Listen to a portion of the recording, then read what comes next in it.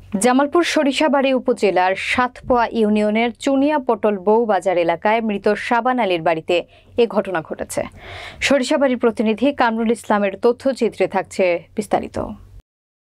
মৃত শাবান আলীর ৫ ছেলে ৩ মেয়ে। তার মধ্যে প্রথম ছেলে প্রবাসী ওয়াহেদ আলীর স্ত্রী তানজিনাকে ৪ নম্বর দেবর কাবিল উদ্দিন কুপ্রস্তাব দিলে রাজি না হওয়ায় তাকে মারপিট ও বাড়িঘর ভাঙচুর করার অভিযোগ পাওয়া গেছে।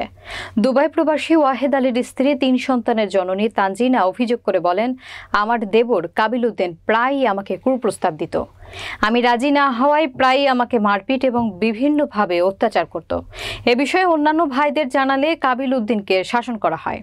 এ বিষয়ে ছোট ভাই রাজু আহমেদ বলেন, এ ব্যাপারে কাবিল উদ্দিন ভাইকে অনেক শাসন করা হয়েছে, কিন্তু সে মানতে নারাজ।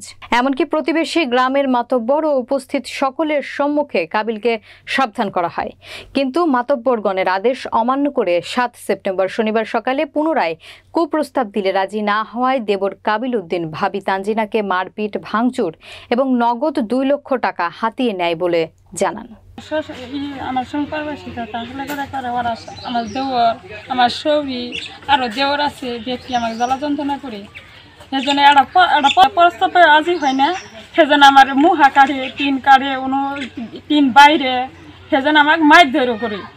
আমার শাশুড়ি আইসা হাইরা মেলা খারাপ উদাহরণে কথাবার্তা কইছে, খামাও দিব, তালাক দিব, মেলা উদাহরণে কথা কইছে। তো না হেরে আমাকে এনে যে বাইরে কিছুক্ষণ আমি আইনের কাছে একটা বিচার চাই।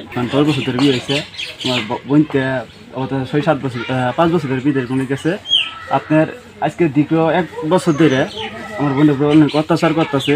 এমন গ্রাম মানুষের সাক্ষী, মানে গ্রাম মানুষের জানানো হয়েছে। জানানোর পরে গ্রাম মানুষ বিচার করছে, বিচার করা কোনো সম্ভব মানে নেই। না মানার পরে পায়খানার বাথরুমের কাটছে, তারপর দরজা ভাঙছে, আমার বোনের কাছকে আবার এই মারছে। মারার পরে আপনার পাখুন দিয়ে বাইরেছে, বাইরের পরে আবার ঘরে 2 লাখ টাকা ছিল, এটাও নিয়ে গেছে। এবং আবার মনে করেন যে গরু ছিল, গরু 2 দিন আগে 20 কিলো মারিয়া ফেলাইছে।